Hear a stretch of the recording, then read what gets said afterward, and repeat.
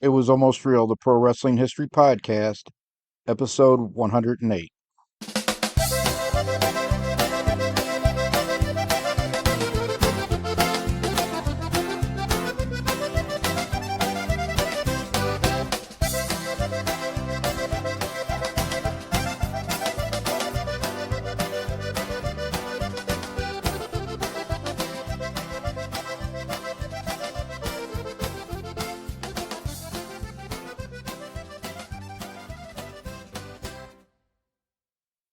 Hello, and welcome to this episode of It Was Almost Real, the Pro Wrestling History Podcast. My name is Ken Zimmerman Jr., and this is the podcast dedicated to the history of professional wrestling between the 1860s and 1930. And in this episode, I will discuss the incredible career of Alexander Alex Aberg from 1914 to 1917 in the United States. But first, I'm going to lead the show off with a couple of recommendations. As a quick reminder, show notes for every episode are available at kenzermanjr.com, and you would just put kenzermanjr.com/episode in the episode number. So for this episode, kenzermanjr.com, episode 108. And the recommendations I have are a couple of YouTube shows. One I had already recommended in the past, but one is a movie I just actually watched the other night, and it's called KO on Netflix, and it stars Cyril Gahn, the MMA fighter. Now, I will warn you, it's not a movie for children, and if you have a weak stomach or don't like violence, that's not a movie that you're going to want to watch either, because the gang that he's fighting is an extremely violent gang. However, if you like MMA and you have a little stronger stomach, KO is a good movie, and I was surprised. I mean, Cyril Gahn is not going to win an Oscar, but for someone who's primarily an MMA fighter, I thought his acting was pretty good. And Cyril was in an appearance in one of the shows I recommended a few weeks ago, and I wanted to remind people of La Cage, the French series on MMA fighting. KO is also French, as is Cyril Gahn. So both of the show and the movie recommendation are subtitled. And I know that some people do not like to quote unquote read the movies. My dad was like that. As a matter of fact, he went to the movie theater. He and my mom would go weekly to the movie theater after all of us grew up. And they went to see a movie called Brotherhood of the Wolf, which is also a French film. And they ended up staying for the whole thing because my dad really liked it. So I knew that if he had stayed and read a movie, that it must be very good. So I went out and got the DVD as soon as it was available. So these are subtitled, but I think that you will enjoy them anyway. One of the things, Cyril Gahn may be my favorite fighter now, since Conor McGregor is pretty much retired. Habib is pretty much retired. It's really my favorite fighters now are probably between Islam Makhachev, who I think is the best pound for pound fighter in the world, and Cyril Gahn. Cyril Gahn, I believe, physically could beat anybody. I think that he's lost the fights because he's let people get into his head. So I did not like the press conference leading up to his fight with Francis Ngannou. I thought he was too deferential when he was calling Francis Ngannou Big Brother, and there was all the drama because Francis Ngannou had left the MMA gym that Cyril Gahn trained at. I just think that that was in his head a little bit too much, and it wasn't like Francis Ngannou, destroyed him, but I think that he could have won that fight if he hadn't been so deferential and it wasn't in his head a little bit. I think the same thing happened to him against John Jones. John Jones went through him pretty quickly, but I think Cyril was so worried about being taken down that his worst nightmare happened. Whereas if he had been more loose, I think he would have been a lot better off in that fight with Jones. And Jones at one time was the best pound for pound fighter in the world. But Jones has had so much out of the ring, out of the cage, things go on And for the last 5 or 6 years, he has been cherry picking all of the people that he wants to fight.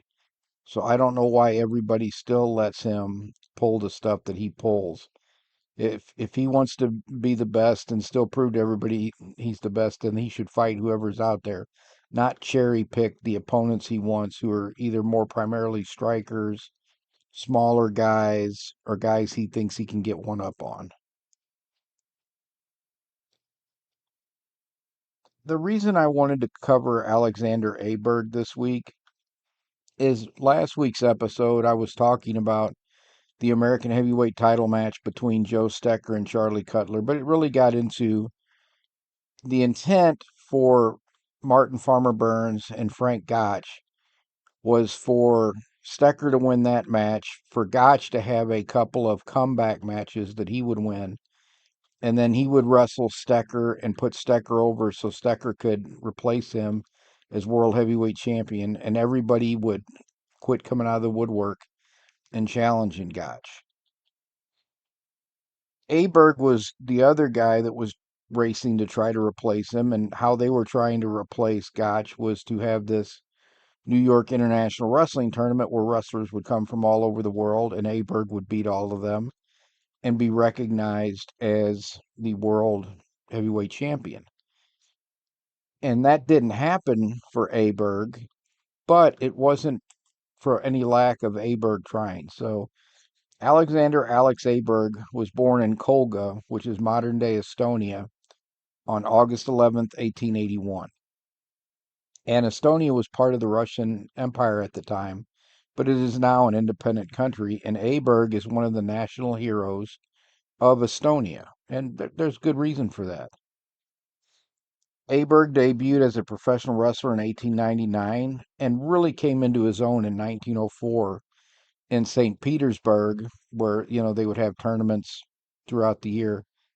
In St. Petersburg in 1905, Aberg wrestled 65 matches and he won or drew every single one of them. No one beat him. As a matter of fact, I can't find a record of anyone beating him between 1905 and 1914. Aberg travels to the United States in 1930, but missed his opportunity to challenge Frank Gotch by a couple of months because Gotch retired in April 1913. So Aberg had a match in 1913. He had some matches in 1914, and he won all of them with the exception of the match that I've talked about in the past with Stanislaw Zbyszko. They wrestled in Boston, a best 2 out of 3 falls match that went close to 3 hours, I think. And Zbyszko won 2 falls and Aberg won one.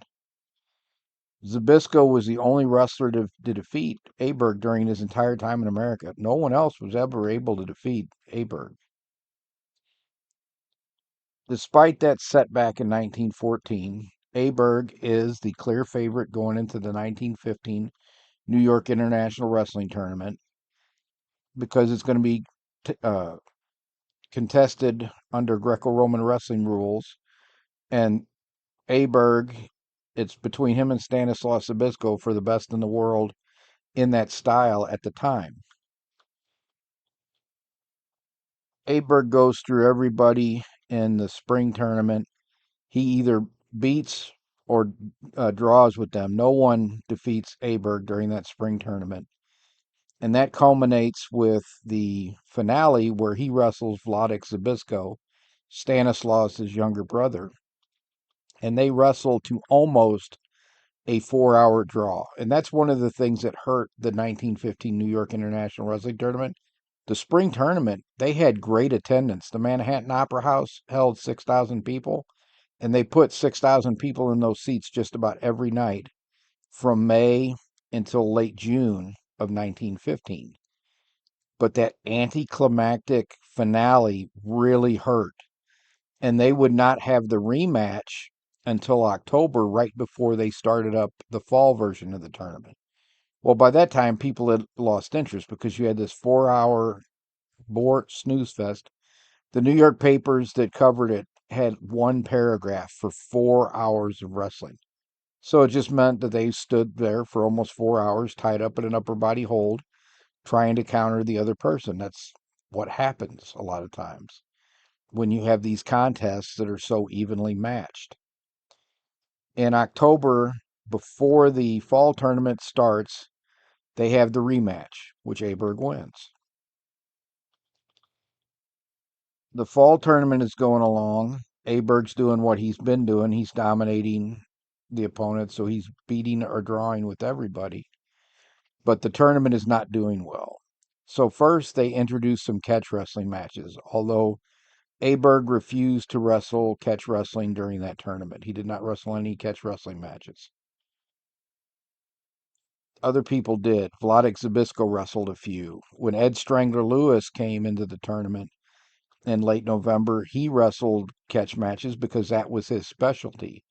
The Greco-Roman wrestling matches were a little bit out of his specialty, and Aberg did defeat Ed Strangler Lewis in the Greco-Roman match that the two of them had. So Aberg did his part. He defeated or drew with everybody.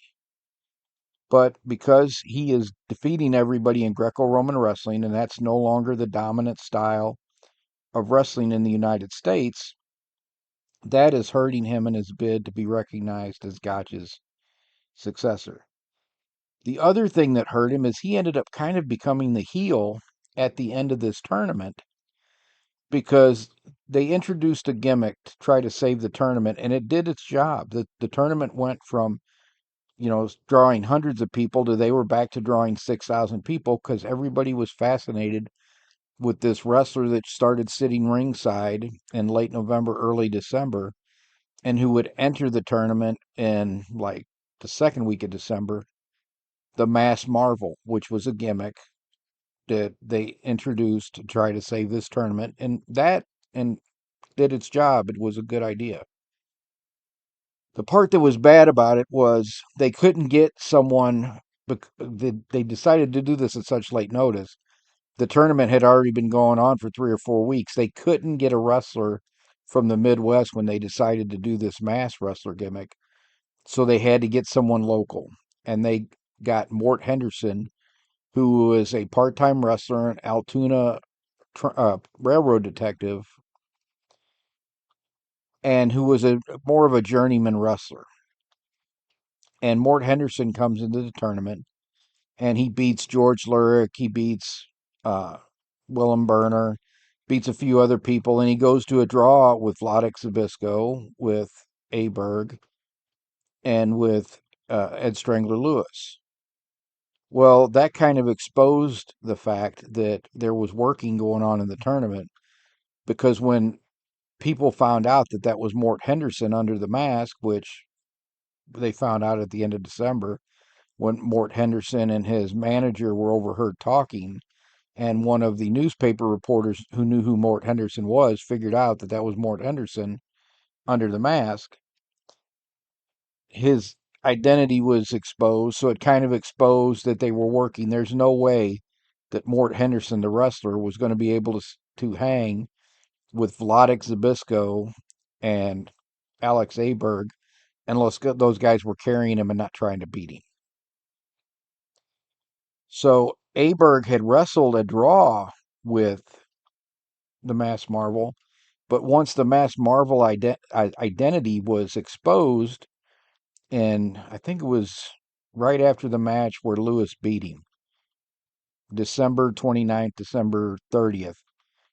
On New Year's Eve, December 31st, 1915, Aberg had a match scheduled with the Marvel and told the promoters, okay, I can't carry this guy anymore.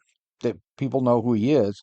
They'll know that I am working this match or I'm carrying him if I don't go out there and beat him. So Aberg went out in this match and just gobbled him up, beat him in 2 straight falls pretty easy. I don't think both falls together went 8 minutes, which is what would normally happen if Mort Henderson tried to challenge Alex Aberg. The problem was the fans loved the Mass Marvel at this point. So when Aberg beats him for the first fall, the fans start booing Aberg. And Aberg gets a look of disgust on his face because he doesn't understand why they're booing him for beating the guy in such a dominant fashion. So he goes out and hands the Mass Marvel, Mort Henderson, his backside again in the second fall. and pins him pretty quickly.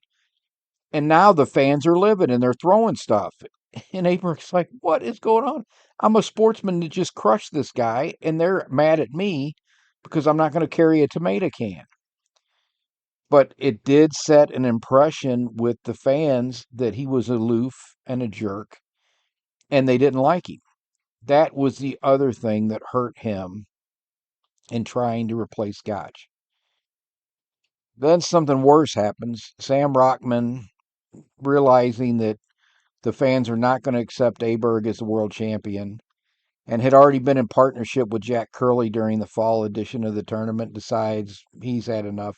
He's going to go back to Europe. So Aberg is now working for Jack Curley, one of the most unscrupulous wrestling promoters who ever lived. Not just wrestling promoters, but boxing promoters. He tried to fix the Jess Willard Jack Johnson fight in 1915. And Aberg, in a later lawsuit, did admit working a few matches for Jack Curley, which had to be the series of matches in January of 1916.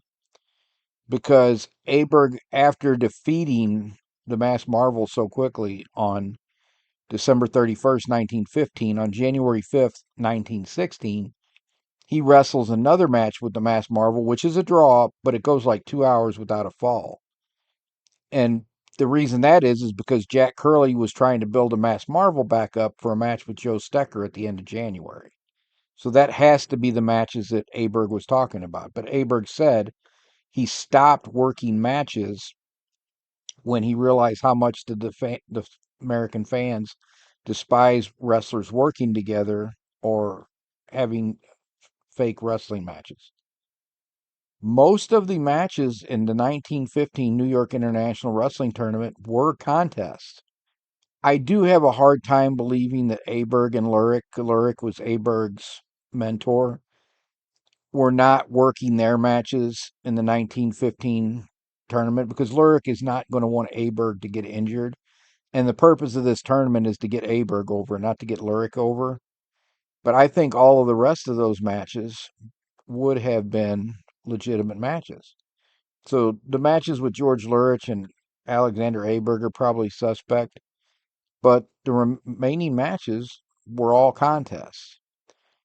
But when Jack Curley starts getting involved, you know that there's some working going on. And the fact that they were carrying the Mass Marvel, even though they didn't let the Mass Marvel beat them, they were carrying him. And he obviously carried the Mass Marvel on January 5th, because if he could beat him that quickly on December 31st, January 5th, Mort Henderson didn't get that good in 5 days, and Alex Aberg didn't get that bad in 5 days. Aberg won both versions of the tournament. So he won both versions of the International Wrestling Tournament. And he does not leave to go back to Europe like Rockman does right away. After the series of matches in New York, where he carries a couple guys and he beats a couple guys and wins a tournament, Aberg starts taking booking with other promoters. And he had wrestled for George Toohey in the past, so he starts taking some bookings in Boston. But this would lead to the lawsuit with Curley, because what Aberg did not know was that Curley and Toohey were longtime business partners, and Toohey and Curley conspired to get a win for Vladek Zabisco from Alexander Aberg. Zabisco was never able to beat Aberg. He drew with him once or twice, but he was never able to defeat him. So in March of 1916, I think it was March. It was sometime in 1916. Aberg signs for a catch-as-catch wrestling match with Vladek Zabisco, because in 1916, after the tournament was over, Alexander Aberg starts getting training, coaching, education in catch-as-catch-can wrestling, because since he can't wrestle Gotch, nobody's going to accept him as world champion. For him to be accepted as world champion, he's going to have to beat Joe Stecker. And the only way Stecker's going to wrestle him is if they wrestle catch-as-catch-can at least one of the falls. They might be able to do a mixed styles bout. He might convince Stecker to do that, but he's not going to get Stecker to wrestle him in a Greco-Roman wrestling only match. So Aberg starts to train catch-as-catch-can wrestling. And after a few months of training, he agrees to wrestle Vladik Zbyszko, who is a better Greco-Roman wrestler but has more extensive catch-as-catch-can wrestling skill than Aberg because he's been in the United States since 1910, and he has had extensive catch wrestling experience in the United States. Aberg agrees to wrestle Zbyszko 2 out of 3 falls in Boston under George Toohey, and then George Toohey tells him, "You're going to drop this match to Vladik Zbyszko." And Aberg says, "I absolutely am not going to drop the match to him. It's going to be a contest." And Toohey says, "No, it's not going to be a contest. We're going to pay you this much money, and it's going to be a work match." So Aberg just doesn't show up.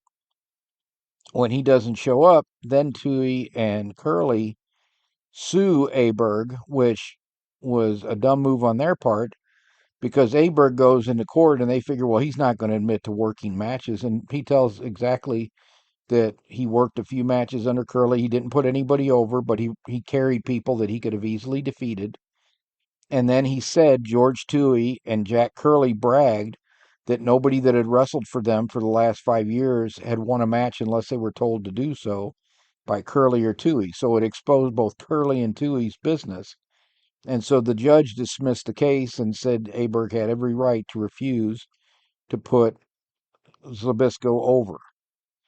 While this match was happening in 1916, the court case drug out to early 1917. At that point in time, Aberg had had enough.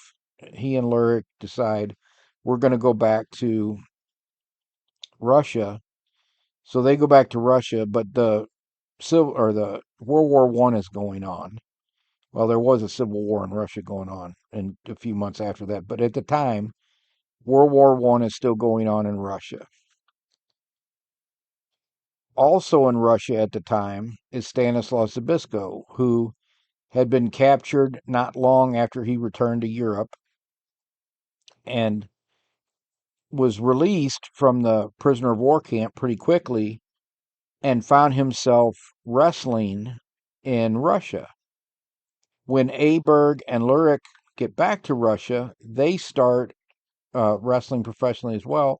And because they're not ethnically Russian, of course, they're Estonian, but because they are part of the Russian Empire, they not only start wrestling, they start controlling wrestling around Petrograd, which is St. Petersburg.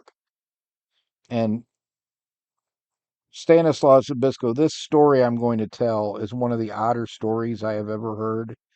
I cannot vouch for any of its truth, I should say, right from the beginning, because it reads more like a novel than it actual something that really occurred.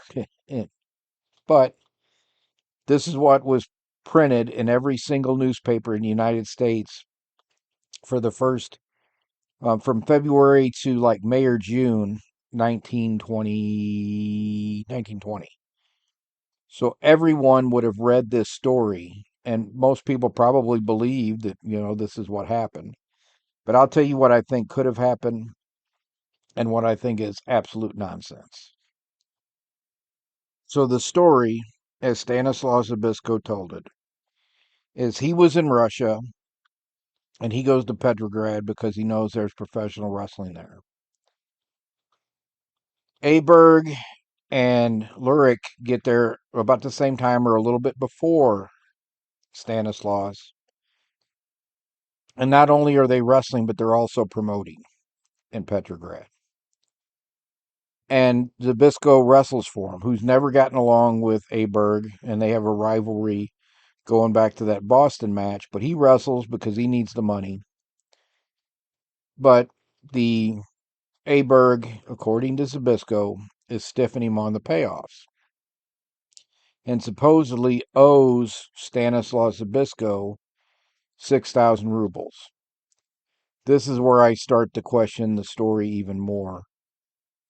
Wartime in Russia, are they making that much money? And does Aberg really owe him 6,000 rubles? Whenever you start talking about preposterous sums for that time, I start to question it. But this is what Stanislaus Obisco is telling the newspapers. He demands to be paid by Aberg or he's not going to wrestle for him anymore. Aberg decides that he's sick and tired of Zbyszko and goes to the authorities and tells them that Zbyszko is an Austrian spy because Poland was part of Austria. Zbyszko came back to Europe in World War One to join the Polish division of the Austrian army. The authorities are questioning Zbyszko, and Aberg is right there as well. And I forgot to say the first Russian Revolution has already occurred, not the Bolshevik one, but the socialist one, where they originally deposed the Tsar. So the Kerensky government is in power at this time in St. Petersburg. Zbyszko says that Aberg overplays his hand when he's talking to the police inspector because he tells him he's not even a renowned wrestler. He just tells everybody he's really good. And Stanislaus Zbyszko tells the police commissioner, I may not be able to prove to you that I'm not an Austrian spy, but I can definitely prove to you that I'm a professional wrestler. He said, he and I will go wrestle right now, and I will show you that I'm a professional. And the police commissioner tells Aberg, okay, we can get the mats out, and you guys are going to wrestle right now. And according to Zbyszko, Aberg does not want to wrestle, but the police commissioner says, no, you brought this charges, you're going to prove it. Again, we might need to say once upon a time before this story. That does sound pretty preposterous. But again, this was ran in every newspaper in the country. So everyone read this story. Aberg has to agree. They get out on the mats. They wrestle for over 2 hours before Zbyszko finally throws him. And the police commissioner says, well, you are definitely a professional wrestler. And he tells Aberg, I have no other reason to hold him. Give him his money. Well, Aberg, when he knew that he was going to have to wrestle Zbyszko, supposedly sent someone to gather members of his gang. Okay, again, take this all with a kernel of, you know, we're getting into maybe fantasy land a little bit here, but according to Zbyszko, he had gotten a bunch of roughs besides all the police commissioners and that. Aberg says he doesn't have the money, and Stanislaus Zbyszko is really concerned that even if he gets the money, that Aberg's guys are going to jump him and take the money back, even with the police all around. So Aberg says, I don't have 6,000 rubles, but I have 1,000 rubles, and gives Zbyszko 1,000 rubles. Zbyszko takes the money and tosses it in the air. And when all of Aberg's goons go to jump on and grab this money, Zbyszko then runs out and gets away. Take that for what it's worth. But he claimed that that was the match that saved his life, was the match he wrestled against Aberg in St. Petersburg. Aberg could not refute that story because by the first time it ran in the United States, now, Zbyszko did not know at the time that Aberg was dead because it took a few months for that information to get to the United States. And as a matter of fact, when he was talking to the newspaper, he thought Aberg and Lurik had made it to Turkey. He did not realize that they were stuck in the south of Russia and they had both died. Aberg a week before the first article came out, Lurik a month before the first article came out. So the first article that I can find, there may be one earlier, but I can't find it anywhere. And I've searched newspapers.com pretty thoroughly. The first article came out up in the Northeast on February 22nd, 1920.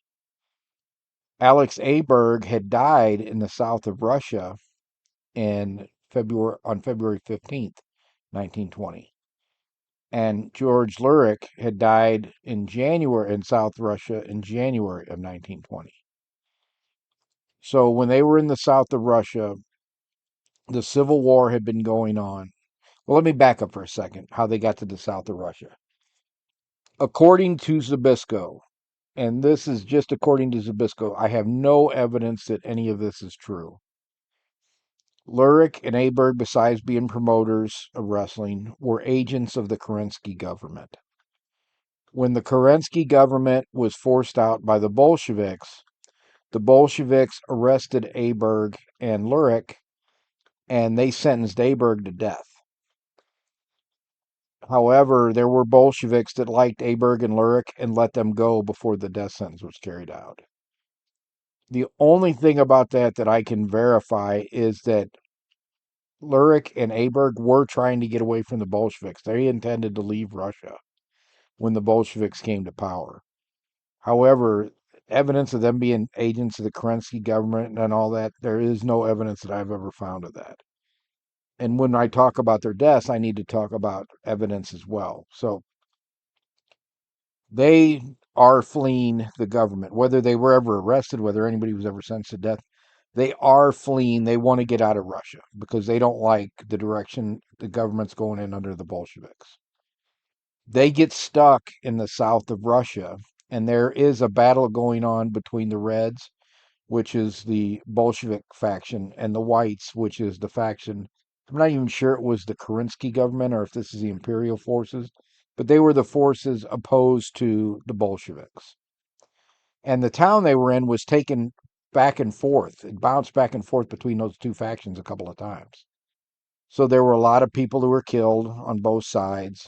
A lot of people died, and it was the south of Russia is one of the few places that does get warm, and it had been a warm winter in the south of Russia, and typhoid started to spread. So both George Lurik and Alex Aberg got typhoid. Typhoid killed George Lurik in January. Aberg survived the typhoid.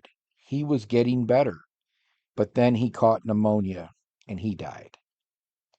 So they both died January and February 1920. When I was researching Aberg and George Lurik for the 1915 International Wrestling Tournament, and I had talked about them going back to Russia and being ensnared in the Russian Civil War. Someone who identified themselves and as an Estonian historian and appeared they did know quite a bit about Estonian wrestling and Aberg and Lurik told me that that information was not correct, that the Bolsheviks had caught them in the south of Russia and executed both of them. And they are buried in the same grave in this area that I think is, might be southern Germany now. No, it's still Russia. But they are buried in, oh, it's in a German cemetery in Russia. Yeah, they're buried in the same grave in a German cemetery in Russia.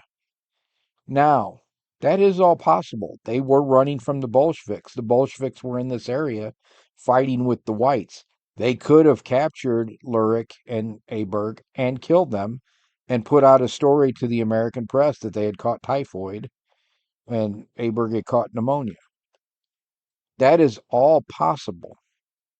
But as I told this historian, show me that evidence and I will gladly change what I have written about them. The official record, still to this day that I know of, is that they died of typhoid and pneumonia after recovering from typhoid. But the story is plausible to me that they would have been killed by the Bolsheviks by everything that was going on there. But I need evidence to show that, and then I can change that. But you've got to have a source. You can't do history without sources. And the source has never been produced. So until the source is produced, I am going to go with the official version that was written up years ago, and which I haven't seen any sources that contradict. If you look up their histories all throughout the internet, just not on Wikipedia, you're going to see the same thing. One died of typhoid, one died of pneumonia. But the story that this Estonian historian told me was plausible. It definitely could have happened.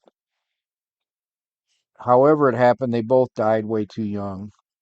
George Lurich was only 43 years old, and Alex Aberg would have been 40, no, he would have been 39. So he was 38 years old when he died, but died way too young.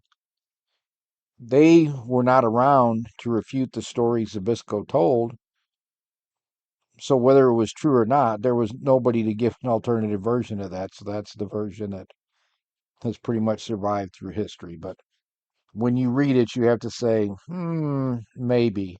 I think the more accurate thing to say is that that story is based on a true story. I'm going to uh, jump right to the review this week. So, what I reviewed for this week's, and I'll have a link to this match in the show notes at kinzermanjr.com, episode 108, was a match from the Chicago International Amphitheater on March 31st, 1950. And it's a match between Lou Thez versus Cyclone Anaya. Now, this match is rather early in Thez's championship reign. I think Thez won the NWA National Wrestling Alliance World Heavyweight Championship for the first time in 1949. So this would have been pretty early in the first year, maybe 18 months of his reign. And I am very familiar with Lou Thez because Lou Thez was born in Banat, Michigan, but at a very young age moved to St. Louis. So Lou Thez was born Aloysius Martin Thez on April 24th, 1916. He grew up in St. Louis, Missouri. As a matter of fact, my great aunt dated him briefly when she was in the same area in St. Louis as the Thez family, and she also knew his sisters very well.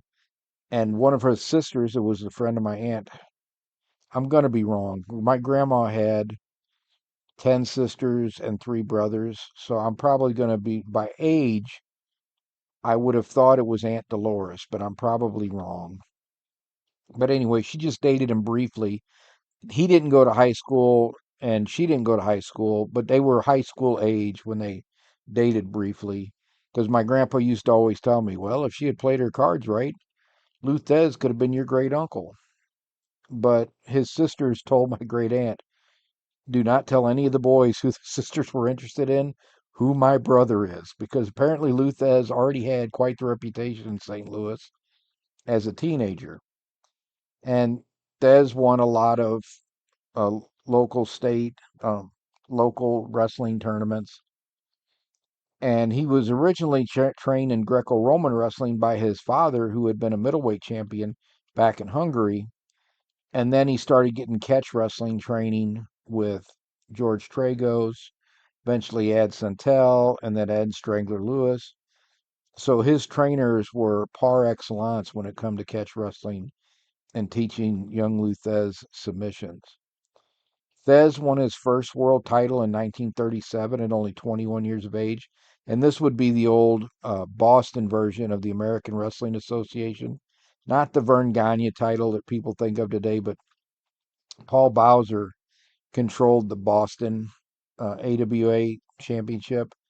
And Thez won that title at only 21. He lost the title to Steve Crusher Casey. And I'm not sure what Casey did that annoyed him because it's been a long time since I read Hooker, which is the autobiography of Lou Thesz's life. If you never heard the term before, Hooker doesn't refer to ladies who sell certain things in the evening. This refers to someone who is good at hooks or submission holds. So when you put a submission hold on somebody in old wrestling term, you hooked them. So a hooker was the top of the food chain. A shooter meant you were a very good wrestler. A hooker meant you were a very good submission wrestler. Casey did something in that match to piss Thez off, and Thez never forgot it. So a few years later, when he's wrestling a rematch with Casey, this is not for a world title. Thez went out, gobbled him up, beat the hell out of him. And the special referee for that match was Ed Strangler Lewis. And Ed Strangler Lewis always called Thez by the nickname Hunky, Hunky. And when he raised Thez's hand at the end of the match, he said, Hunky, what the hell was that all about? And Thez looked at him and said, revenge, pure and simple. Well, Lewis understood that, so he just went, oh, shrugged his shoulders and went on. But Thez won his first world title. Then he would win the National Wrestling Association world title twice. And in, I think it was 1949, when Orville Brown got injured in a car accident, Thez merged the National Wrestling Association title with the National Wrestling Alliance world title, which came into being in 1948. And from that time on, he was the National Wrestling Alliance champion. He would hold that title 3 times. Cyclone Anaya was born Jesus Becerra Valencia in Guadalajara, Jalisco, Mexico on August 1st, 1917. So he's a year younger than Thez. And although WrestlingData.com listed Anaya at 6 feet 2 inches, Anaya was probably closer to 5 feet 2 inches. I'm gonna say he was more like around 5'6", 5'7" maybe. And it also said he weighed 220 pounds. Well, that would have been 220 pounds soaking wet with rocks in his pockets because I don't think he weighed much more than 190 pounds. He was muscular, but there's no way he was 220. And Thez towered over him in the match. And Thez is only 6 foot to 6 foot 1 inches tall, so 6'2" is out of the question. Much of this match occurred on the mat, and Thez was using holds that quickly could become submissions. And he said when he was a world champion, he didn't trust people not to get cute with him. So I think he used a lot of holds that if he cranked them, they were going to be legit holds. So he uses a lot of leg scissors combinations with arm bars. And Thez would win the first fall with the Lou Thez press. This match was a best 2 out of 3 fall, hour time limit, and I think the whole match went about 25 minutes altogether. In the second fall, Anaya gets some offense and starts working Lou Thesz's legs with the standing leg split. And Thez actually submits to Anaya's Cobra twist, which was like a spine twister. It He wasn't applying it. Well, you can put a spine twister on somebody. Eddie Bravo has the twister, which is a spine twist that's extremely painful and very effective. And this was kind of like that, but not 100%. Right before the third fall, though, if you want to know why there's so much false information out there about all the wrestlers, it's because of the things that are said on commentary during matches and things that are written in newspapers that either the wrestler or their manager or a publicist gives people. Because the announcer claimed Thez was a college wrestler, even though Thez didn't even go to high school. Thez had quit school after grade school, which was very common in those days, to work in his dad's shoemaking business. He did wrestle with the Cleveland High School wrestling team because his father, Martin, knew the coaches, and the coaches allowed him to wrestle with the team and help prepare Lou for the city competitions. But Lou never went to high school, much less college. So when you hear all of these false stories out there, just like the Ed Strangler Lewis was a Kentucky college wrestler. No, he was the coach for the college team that was located in Lexington, Kentucky. But I don't think Lewis finished high school either. Anyway, to make a long story short, Thez won the third fall and match with a half Boston Crab, which is also called a one-legged toe hold, that Anaya submitted to. And at the end of the match, Thez helps Anaya from the ring, which was kind of a rub. He was showing his respect and helping Anaya would get Anaya over more as a tough person who had won Thez's respect. So I thought that was a nice little twist. As I said before, it's the little things in professional wrestling a lot of time that mean such a big deal. Charlie Cutler looking out at Frank Gotch and shaking his head like, I don't know what to do with this kid, was just one of those little subtle things, but it really meant a lot in setting up Stecker as this kid is tough. I think that'll be it for this episode of It Was Almost Real, the Pro Wrestling History Podcast. Ken Zimmerman Jr. is the place to check out the show notes for today's episode. As I said earlier, you can find the show notes at kenzimmermanjr.com/episode 108. You can also see what I'm working on currently, and a list of the books I've already written at kenzimmermanjr.com as well. If you're interested in digging deeper into this area of professional wrestling, it's a great place to start. I'd also like to thank you for listening today, and I'd be grateful if you would rate this podcast on iTunes or YouTube or wherever you listen to the show. That helps tremendously with keeping the podcast visible so people who have never heard of it can discover it. If you have already done this, thank you so much. And if you would like to comment on this episode or ask a question, please go to kenzimmermanjr.com. And actually, I'm just going to skip over all of this because I can tell you my email is ken@kenzimmermanjr.com. That's the easiest way to drop me a line. So if you have a question or you want to make a comment, ken@kenzimmermanjr.com. Until next time, take care, everybody. Bye bye.